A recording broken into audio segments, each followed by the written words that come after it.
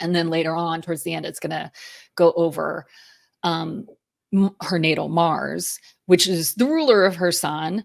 And so like, I wouldn't be surprised if it kind of goes out with a bang with her. I mean, I wouldn't be surprised, to be honest with you, if she finally gets the guts to maybe cut Tamara out of her life in some way. We gonna stir it up and do things our way. So if you wanna move, get out of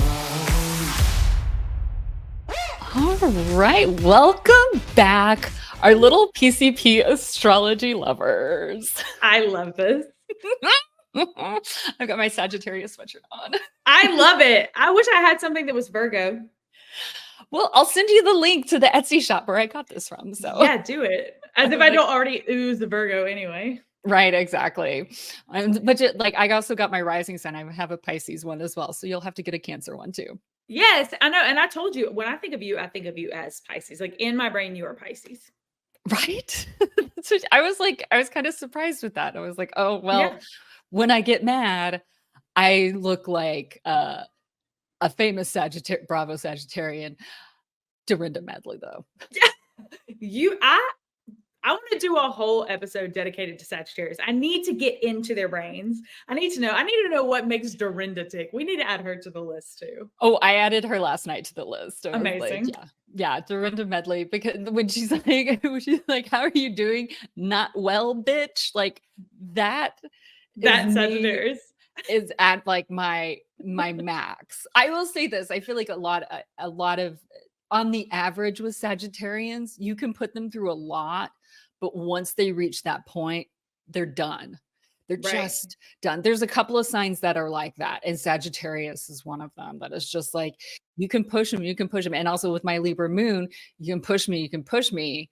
But then when I'm done, and so sometimes people are like, where did that come from? And it's like, no. I've been giving you, it's like a cat who keeps whipping its tail around, which is kind of a warning that like, stop petting me. And then they finally turn around and attack you. Right.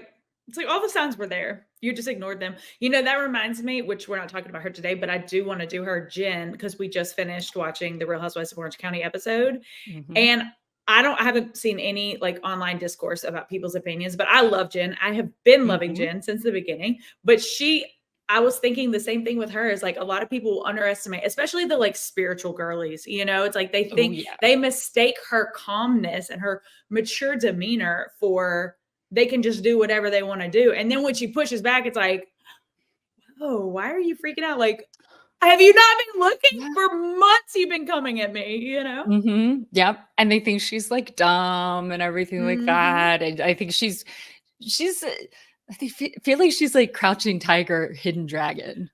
Yes. Yeah. I'm ready to see her. I've been saying that too. I was ready to see her once she drops her like people pleasing tendencies. Mm-hmm. They're not going to be able to, she's going to be unstoppable. Mm-hmm. And you picked Jen Pedranti to reach out and like give me her birthday, you know? Yes.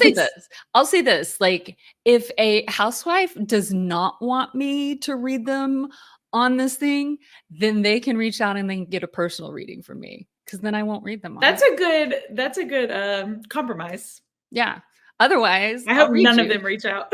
I know.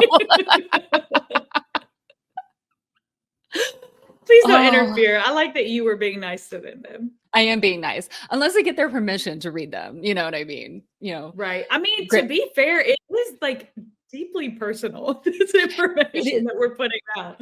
It is deeply personal. And so I understand why a bunch of them, that's why like a few years ago when on Beverly Hills, they did an astrology reading with all the women. Mm-hmm. They did not give away their rising signs. And so I kind of get that. Like I know all of us astrology people were like disappointed, but at the same time, I also understood that too. Right. It's like, it was way a lot, but you know, and with like more and more people into astrology and like understanding, but there's just so many layers and it's so deep. Mm-hmm. So, and we're going to go deep today into Shannon Storms Beador. Shannon Storms.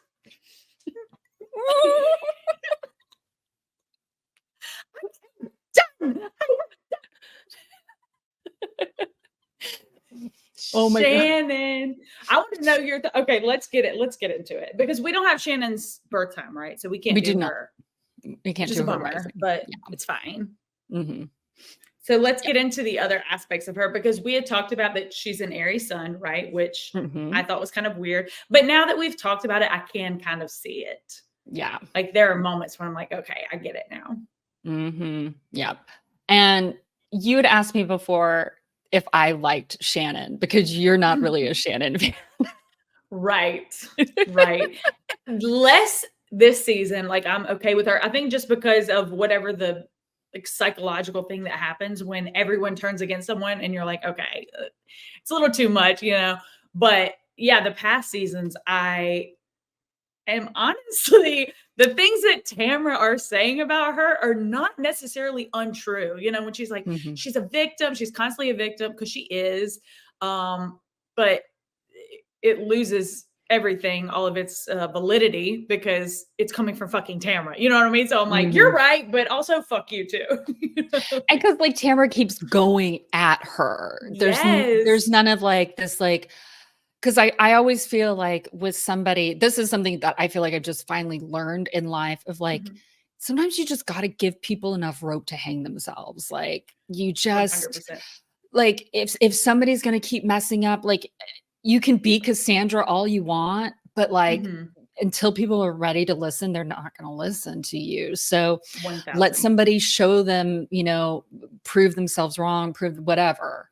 And so Mhm. I think that's kind of like what you do. So and plus also I think, you know, as we see and as we keep seeing this season, like, and we've known for a long time, like Tamara's a massive hypocrite. So Right. we're all kind of hypocrites. Like, you know, look, we're human Right. beings. We're all hypocrites. But like when you Right. want to talk about on the hypocrite scale, like Tamara's a The massive spectrum. hypocrite. The spectrum of hypocrisy. Let's talk about She's this. on that one.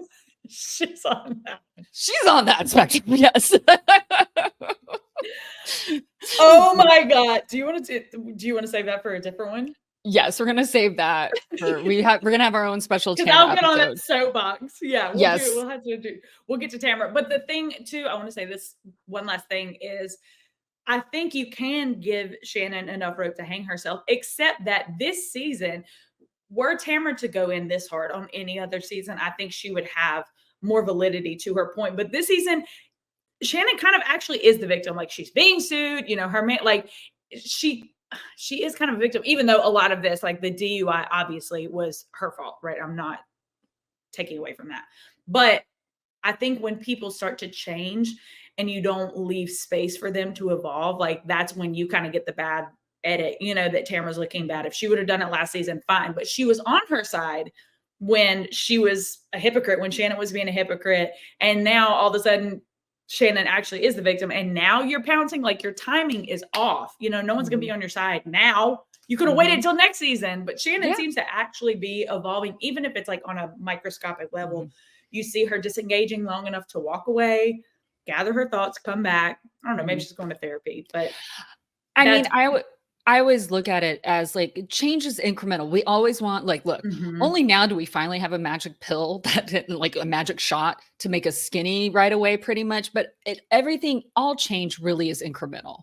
Like it takes time. And so to begin that change, and it's actually really hard for us to change. A light bulb can go off at change. 60. Yeah. And especially at 60, but a light bulb can go off and we can go, oh my gosh, this is the change that I needed. And people will do it for 2 weeks, maybe 3 weeks. And then they just start to go back to who they were.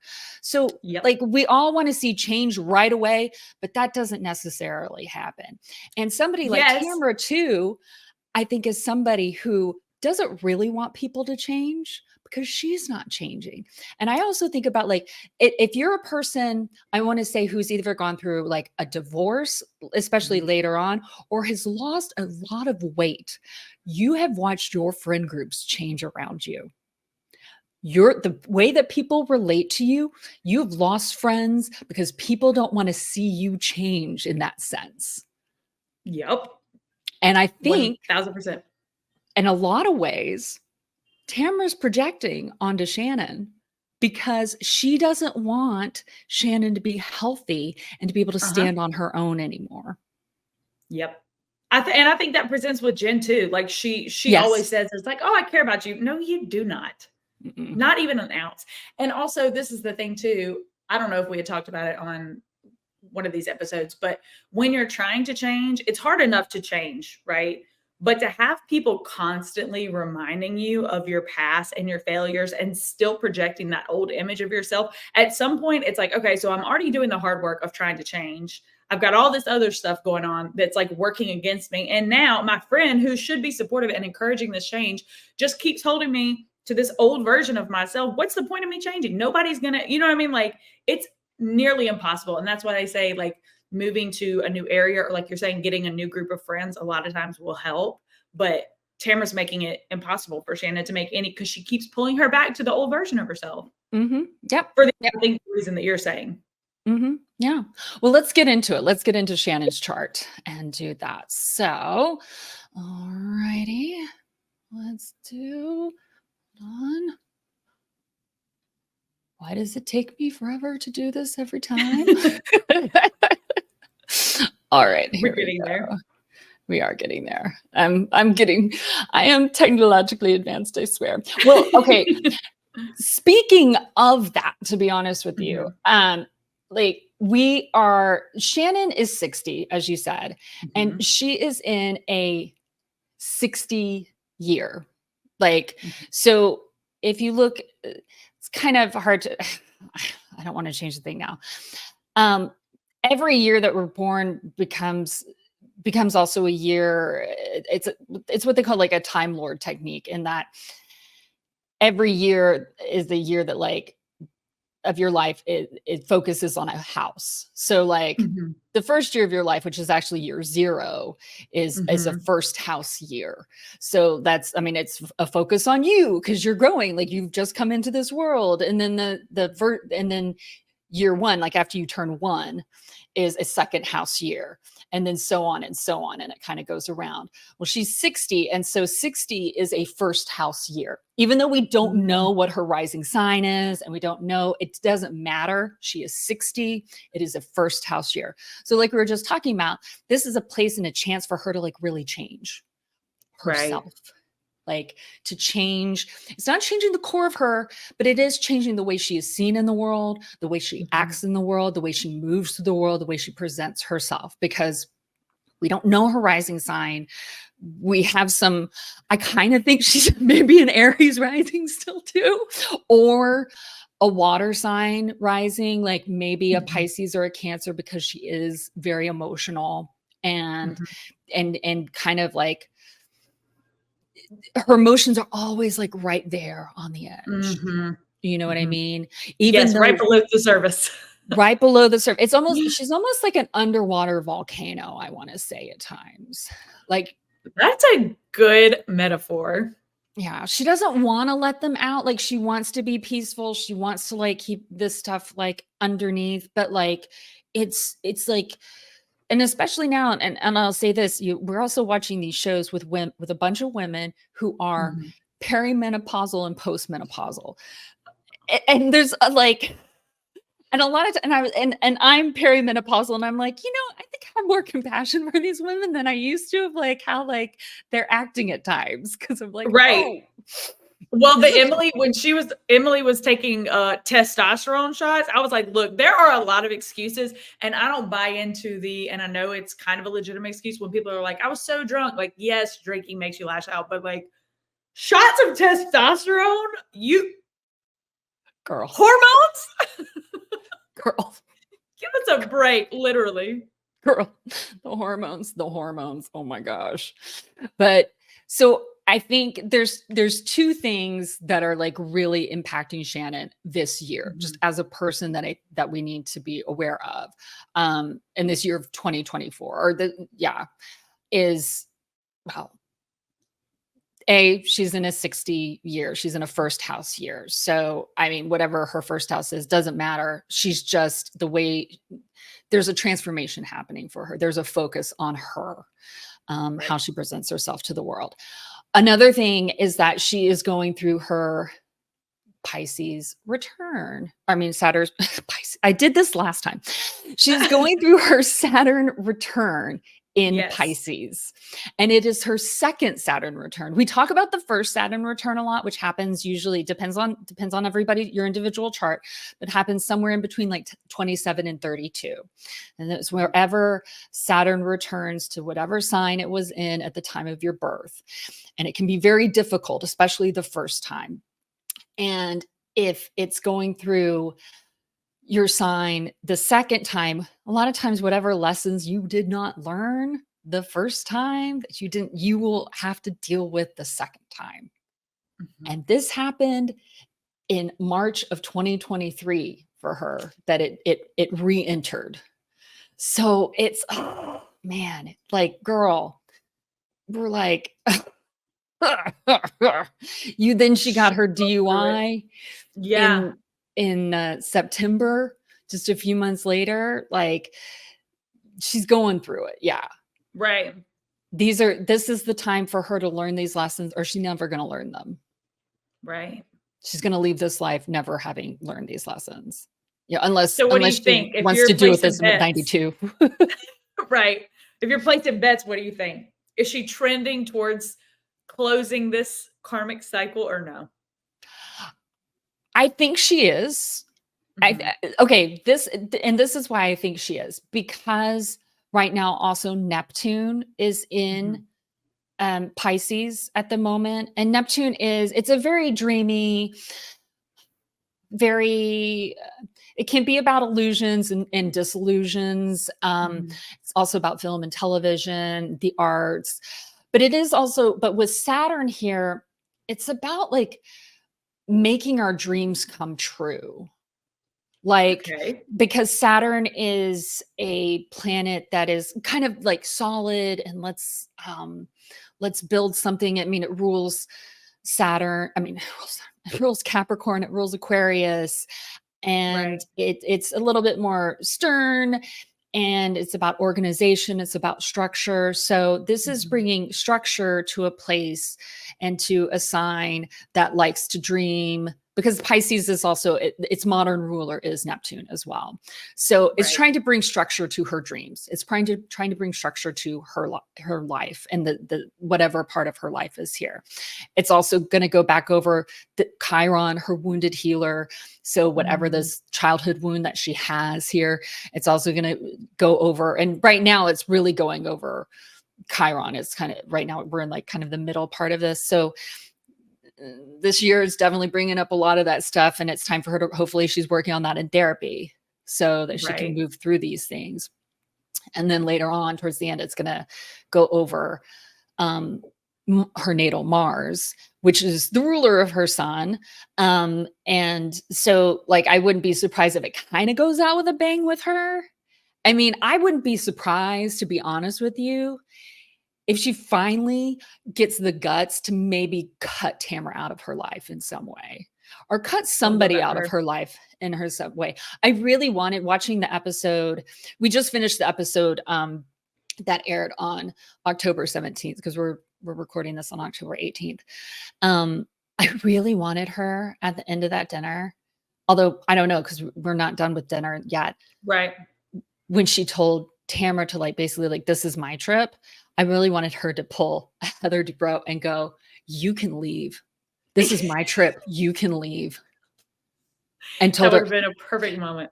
I would even loved it if I'm going to the bathroom, and when I come back from the bathroom, Tamara, you better be gone. I just got chills thinking about that. I would have loved that. To be honest, because I think I would have been at that point if I was Shannon. Right. With that. But she's kind of like, I mean, she kind of grew up as like the good girl. Like Chiron and Pisces is kind of, it's a feminine water sign. It's kind of be like a good girl type of thing. But she's got that fieriness in her. And also we have Neptune going over right now in transit over her Mars here. So there's like this fire and water type of stuff. Again, the volcano underneath the water thing. Right. Like, and it's just like, how do I make my dreams come true? How do I put my dreams into action? How do I move through this pain that I've had? How do I constructively use this pain to my advantage instead of my detriment? So that's what she has to really work through until 2026, when both Saturn and Neptune move out of Pisces together, and then they're going to move into Aries. And that's her sun sign. I mean, I'm not going to lie. Like the next 8 years can be very transformational for Shannon Beador. Like she can really have, in a lot of ways, maybe some of the best years of her life if she's really willing to like dig into them. Not saying that they're going to be easy.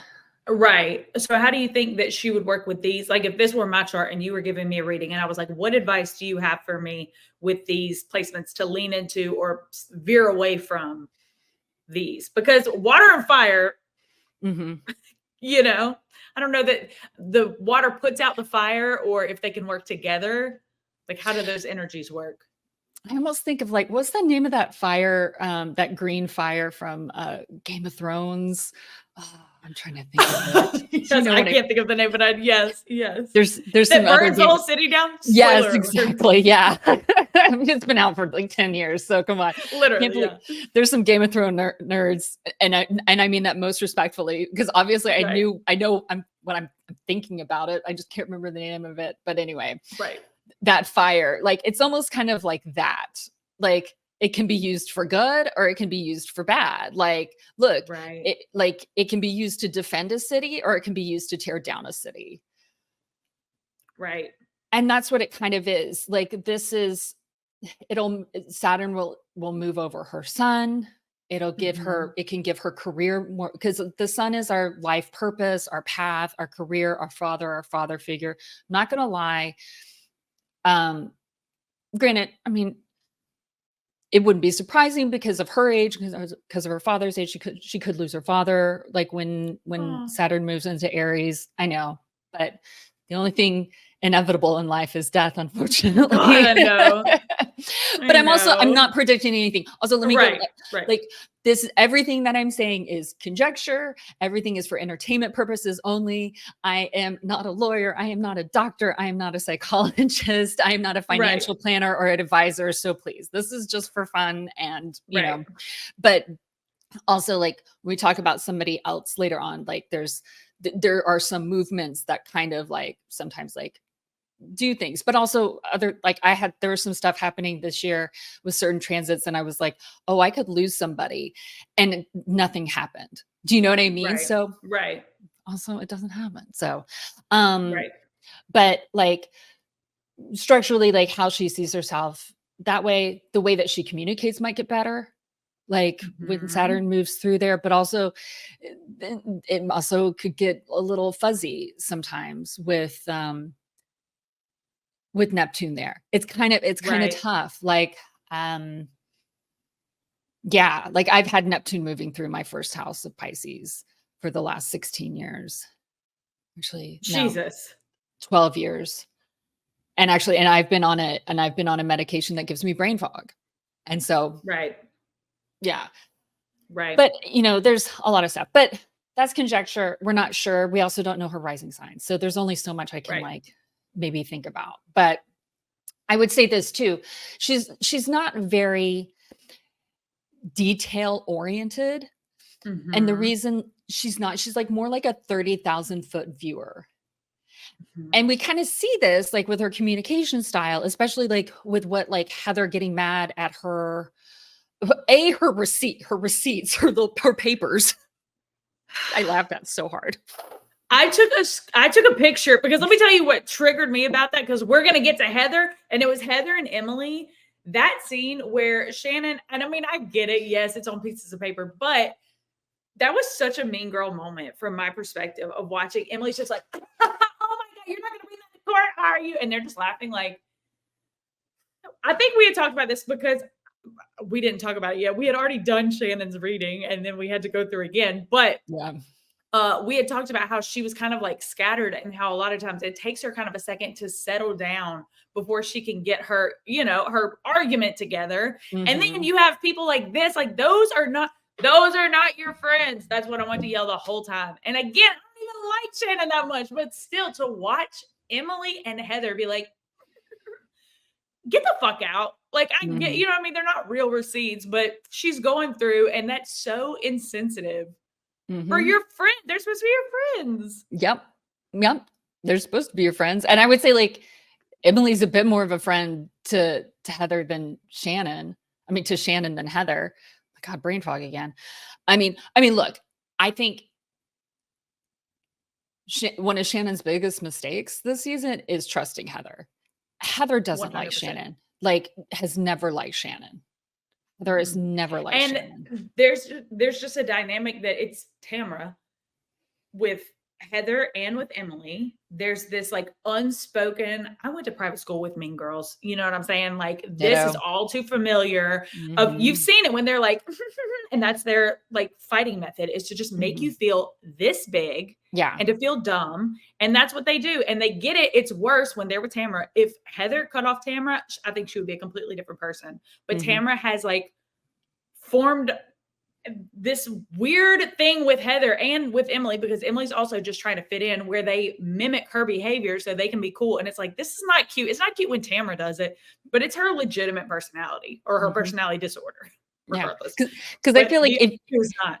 if you and I were sitting there and she came out with these papers, we might have like been like, "Are you serious?" Like, Right. and then we would have gone, Shannon. would have been like, "Shannon, let's put these into Excel for you." Would have been like, "Let's help you with this." And if Right. she was like, "They're already in Excel, I had to write it all out," and because da da da, we would have been like, "Oh, okay. Well, can we see the Right. Excel document or the Google sheet Right. first? Like, this will make more sense to us. Like, maybe." The way they, Right. like, laughed at her so hard, and I was just like I mean, the first words out of my mouth were like, "Don't you have Excel? Like, these have to be in Excel for your lawyer, right?" I cannot Right? believe I didn't. I was so anti Heather and Emily that I was like, fuck them. You don't need Excel. Keep your little pieces of paper. Who cares? God, they made me so. I literally have a picture of my phone that I was going to make a TikTok about it, just being like, fuck this. I You're hate like, that you're behavior. well, one of the reasons it is because she has Mercury and Jupiter here in Mhm. Aries. They're Okay. it's a wide conjunction. It's kind of far apart, but I feel like it's enough to like because Jupiter expands everything. Now Mhm. Mercury is about communication. It's about how we talk, how we write, how we think, how fast our mental faculties are going at times. It also has to do with money as well because Mercury wears a little money bag with him too. People don't Interesting. remember that, but it is.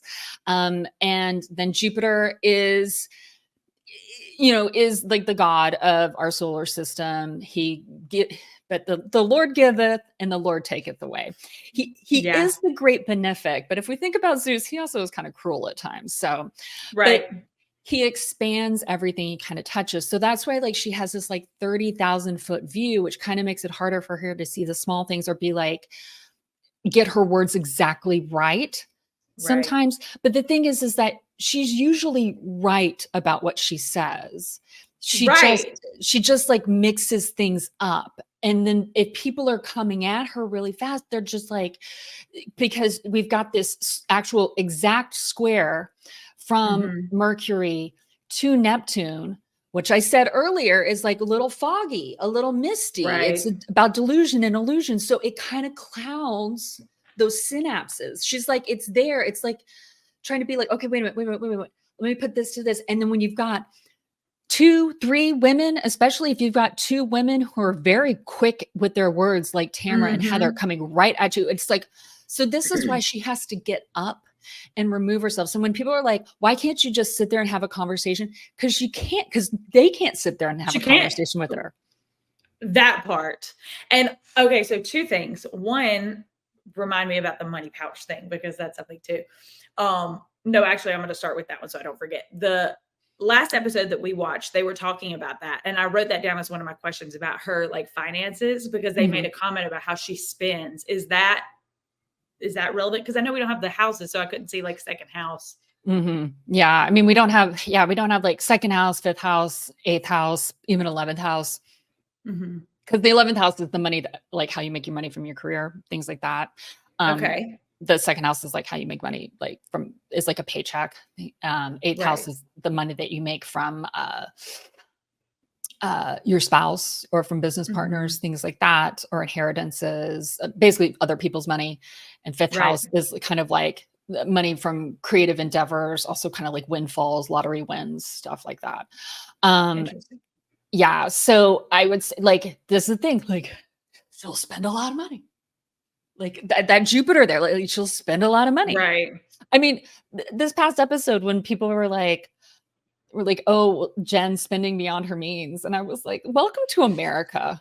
I'm sorry. Literally. And I need them to all get off of everyone's dick about the money. Stop. It is. Look, and my dad raised me this way. My dad, I didn't even know what I never knew what my parents made. I never knew what they spent. If they got a new car, he was not telling me how much it was. Like, that was his thing, was like, you don't tell people how much fucking money you make. For one, and like bartending and stuff, when I would work with other people in restaurants and everyone was like, oh, how much did you make? I'm not fucking telling you. You know what I mean? Like, A, that's none of your business. And B, that's when people, like, I believe in evil eye. I don't want people worrying about my fucking finances. I don't want to feel worse, because if you tell me how much you made and I didn't make as much, I'm going to be mad. And it's going to be the other way around too. If I made a bunch of money, you know what I mean? Then, like, just no, it's just bad juju, I think, to go and talk about your money. But they are obsessed. They are obsessed with it. I mean, I disagree with you a little bit, but only now because of like working in the industry, and that I need to know because of, especially working in the entertainment industry, men getting paid more than women most of the time for the exact same work. So I need to know that I'm getting paid the same as my male colleagues. That's very true. If I'm getting paid less, no. I also like need to have a lot of transparency when it comes to my base salary. So I've become, but I was raised in the South too. So I know exactly what you're talking about. And yeah, and I don't want to feel bad about money, or like, you know, exactly. And I, especially when it comes to tipping, like, I don't want to feel bad. Like I wasn't a good server or bartender that day because I didn't make as much as like somebody else. But sometimes it's just the luck of the draw, and you're just like, fuck, whatever. 100%. But anyway. But you're right. And there probably is a lot of that, like, you know, patriarch and stuff like woven into that. Like, shh, don't ask questions about how much money I'm making, little girl. Yeah, know? Exactly. But, you know, you know, at the same time, like, these women are the way, but the way that they are going after each other when it comes to them is very patriarchal too. Of like, and I'm just like, just stop throwing glass. You all live in glass houses. Stop throwing stones. Look, the richest one there is Heather Dubrow. Clearly. But Shannon Beador used to be really fucking rich. I forget about that too. People really Which forget. I think probably has a lot to do with why, because Heather has not liked Shannon the whole time, you know. And I think she feels good about that too. Like, oh, Shannon lost all her money. Yes. But also Shannon is a warning sign to a lot of these women. And I think Heather, and she scares Heather of like all that I could lose if I lost Terry. That's very true too. Because what's her name? Gina said she was a cautionary tale for the drinking. So maybe Heather is reflecting back something to her. I mean, I do think that Heather is more well off personally than Shannon was, because I think she has some divested interests from Terry, if that makes sense. So like, I think that she would still be okay, but you never know. That's the thing. You do not know. Anyway, we have a lot more to talk about, but we're going to break this up into 2 episodes. Yes. I know. So, if you want to hear the next episode, which I know that you do, because we've got a lot more of Shannon Storms Beador to dive into, go ahead and make sure you hit that follow button, that subscribe button, whatever you need to hit on either like the podcast or of course on YouTube. Definitely subscribe, because then you can see our beautiful faces. You can see the chart, see all of that fun stuff. And we can do that. And let's see what else. Also definitely follow us on our socials. Everything. What are yours, Dahlia? I'm at BravoBitchfest across the board, I think. Across the board. And we are Pretty Corrupt Podcast on Instagram and TikTok, and Pretty Corrupt One on Twitter. And I am at stacynoelleconner on all of them. And you can come to me for a personal reading. And next week we will have Shannon Beador part dos for the dos amigas.